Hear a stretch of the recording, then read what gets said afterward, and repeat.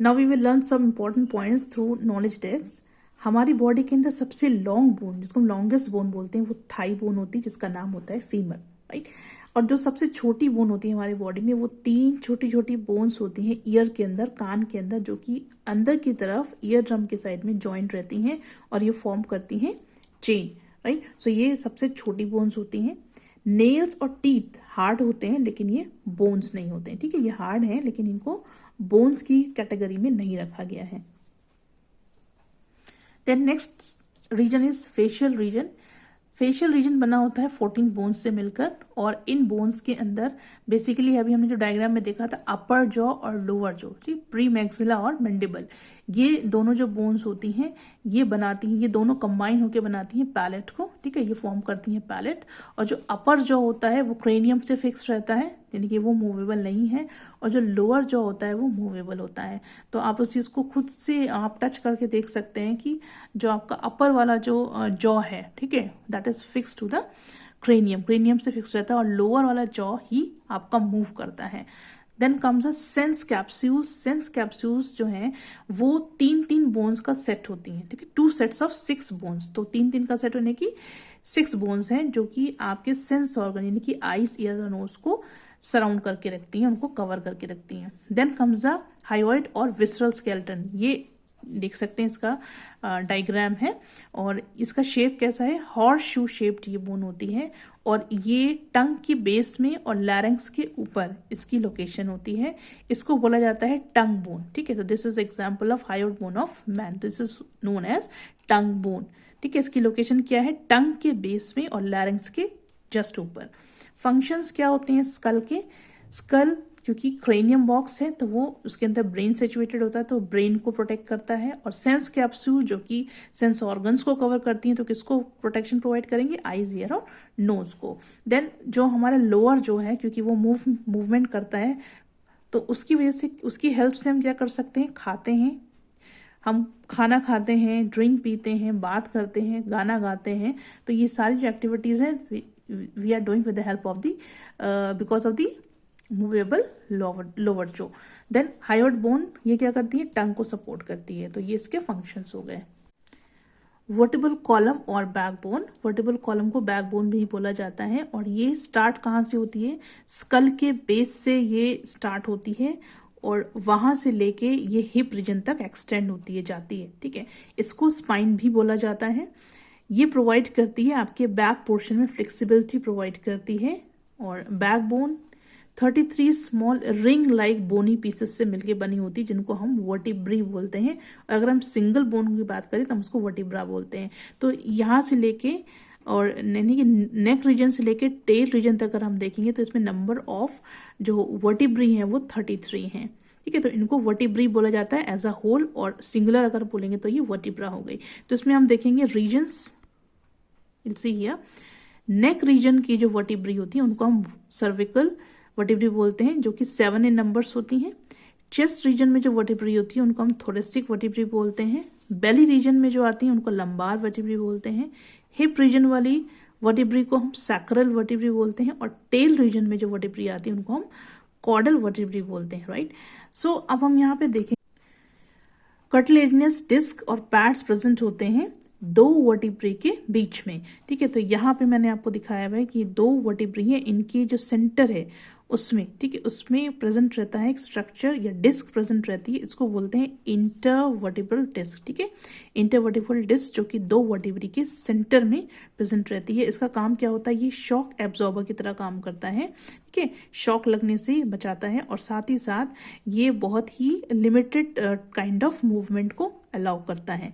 Then The vertebrae are bound together by tough tissue called ligament. तो ये जो एक साथ बाउंड हुई हैं, ठीक है, ये किसकी वजह से बाउंड हुई हैं, because of the tissue which is known as ligament. और लिगामेंट क्या करता है, वो डिसलोकेशन को अवॉइड करता है, ताकि ये वर्टिब्री अपनी जगह से खिसक ना जाए, तो उस चीज़ को अवॉइड करने का काम करता है लिगामेंट टिश्यू। अब हम देखेंगे, हमने कितना बोला, नंबर ऑफ वर्टिब्री कितनी 33 है, लेकिन हम कितनी काउंट कर सकते हैं, सिर्फ 26 वर्टिब्री ही हम काउंट कर सकते हैं, क्योंकि इसके बाद 27 से अगर हम देखेंगे तो वो आ जाएंगे आपकी सैक्रल और कॉडल रीजन के अंदर जो वर्टिब्री होती हैं वो क्योंकि फ्यूज रहती हैं, आप यहाँ देख सकते हैं कि दे आर फ्यूज्ड, ठीक है। तो क्योंकि इस रीजन की जो वर्टिब्री हैं ये फ्यूज रहती हैं, इसलिए यहाँ से हम काउंटिंग नहीं कर सकते, तो हम सिर्फ 26 वर्टिब्री को ही काउंट करते हैं, और उसके बाद की जो सैक्रल और कॉर्डल रीजन में वर्टिब्री आती हैं वो फ्यूज रहती हैं, इसलिए हम उनको काउंट नहीं कर सकते हैं।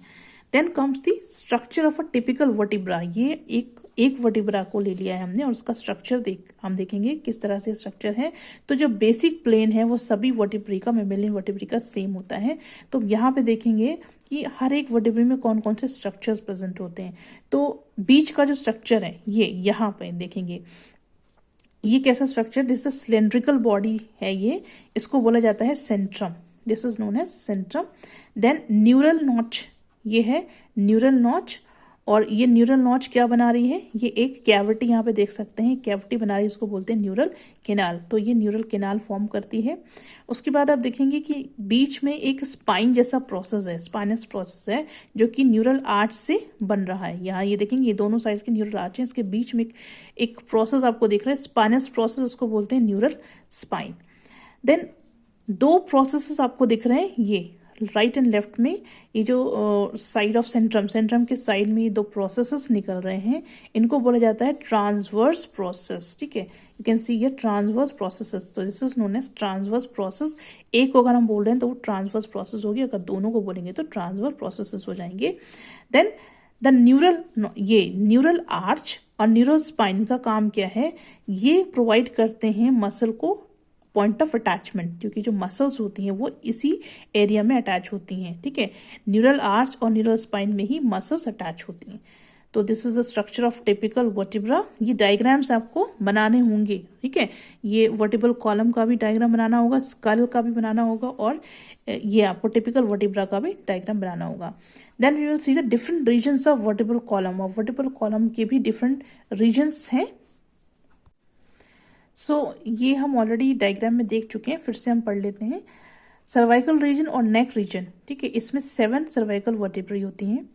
थोरेसिक रीजन, जिसको हम चेस्ट रीजन भी बोलते हैं, इसमें 12 थोरेसिक वर्टिब्री होती हैं, और स्टर्नम और रिब के साथ 12 थोरेसिक वर्टिब्री फॉर्म करती हैं, थोरेसिक बास्केट और रिब केज बनाती हैं। थोरेसिक रीजन प्रोवाइड करता है पेक्टोरल गर्डल के कनेक्शन के लिए, आर्टिकुलेशन के लिए। लंबार रीजन, जिसको हम बेली रीजन भी बोलते हैं, इसमें 5 लंबार वर्टिब्री होती हैं, ये प्रोवाइड करती हैं पेल्विस गर्डल के आर्टिकुलेशन के लिए या उनके कनेक्शन के लिए ये प्रोवाइड करती हैं, ठीक है। देन सैक्रल रीजन, जिसको हम हिप रीजन भी बोलते हैं, इसमें 5 सैक्रल वर्टिब्रीज होती हैं। अडल्ट के अंदर ये जो 5 सैक्रल वर्टिब्री हैं ये फ्यूज होकर एक सिंगल बोन फॉर्म करती हैं, जिसको सैक्रम बोलते हैं। Then comes the caudal region which is also known as tail region. इसके अंदर 4 कॉर्डल वर्टिब्रीज होती हैं, ठीक है। तो ये फ्यूजन हो जाता है इनका, ये फ्यूज हो जाती हैं और ये फॉर्म करती हैं, छोटी सी बोन पीस बना लेती हैं, जिसको हम टेल बोन भी बोलते हैं, ठीक है। तो अभी हमने जितना भी पढ़ा है रीजन, उसको हम अगर हम शॉर्ट फॉर्म में लिखे तो कैसे होगा, नेक रीजन को हम क्या बोलते हैं, सर्वाइकल रीजन, ठीक है, इसको सर्वाइकल भी बोलते हैं। इसमें कितनी वर्टिब्री होती है, 7 होती हैं। Chest region that is thoracic, 12 vertebrae. Belly region that is lumbar, 5 vertebrae. Hip region sacral, 5 vertebrae. Tail region caudal, 4 vertebrae, right. Now we will see the functions of vertebral column. Vertebral column हमारी body का curved axis form करता है और हमारी body को erect position में maintain करके रखता है, जैसे कि कैंटिलीवर ब्रिज होता है, ठीक है। कैंटिलीवर ब्रिज मतलब पुल। और कैंटिलीवर ब्रिज की खासियत क्या होती है कि वो सिर्फ एक ही एंड से स्टेबल रहता है, राइट, सपोर्टेड रहता है, और ये हॉरिजॉन्टली प्रोजेक्टेड रहता है। तो उसी तरह से वर्टिब्रल कॉलम भी हमारी बॉडी में रहता है। Then it supports body like a beam. एक बीम किसको बोलते हैं, तराजू बोलते हैं। तो ये हमारी बॉडी को बीम की तरह सपोर्ट करता है। इट प्रोटेक्ट्स द विसरा, यानी कि इंटरनल ऑर्गन्स को ये प्रोटेक्शन प्रोवाइड करता है, और ये हमारे स्पाइनल कॉर्ड को प्रोटेक्ट करता है, और उसको एक तरह का हाउसिंग जिसको बोल सकते हैं, घर की तरह ये उसको प्रोवाइड करता है, क्योंकि स्पाइनल कॉर्ड जो है वो बैकबोन के अंदर ही सिचुएटेड रहता है, ठीक है। तो ये इट हाउसेस, यानी कि इसको एक घर प्रोवाइड करता है स्पाइनल कॉर्ड को। Then it provides leverage and supports to girdles and assists in locomotion. तो ये क्या करता है, लिवरेज प्रोवाइड करता है, ठीक है, लिवरेज प्रोवाइड करता है और गर्डल्स को सपोर्ट करता है। Leverage means what, it provides the